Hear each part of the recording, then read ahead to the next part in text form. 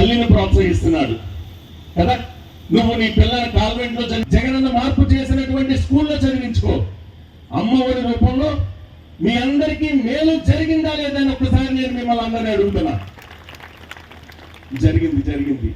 మీ అందరికీ మేలు జరిగింది. నీ బిడ్డ ఉన్నత చదువులు చదువుకోవాలి. పూర్వం ఒక ఇంజనీర్ చదవాలన్నా, ఒక డాక్టర్ చదవాలన్నా, ఒక ఉన్నత చదువులు చదవాలంటే అది ఆర్థికంగా ఒక పేదవాడికి సాధ్యమయ్యే పనే కాదు.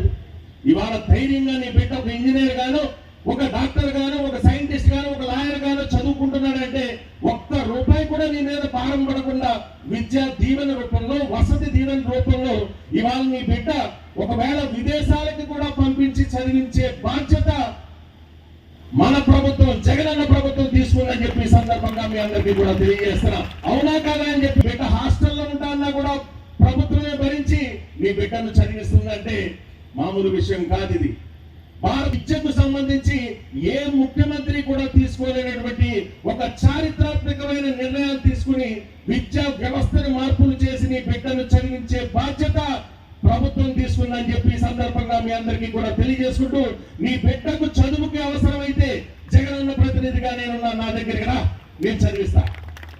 ఎవరైనా సరే నీ బిడ్డకు విద్యకు సంబంధించి ఏదైనా నీకు ఏదైనా కావాలి అంటే జగనన్న ప్రతినిధిగా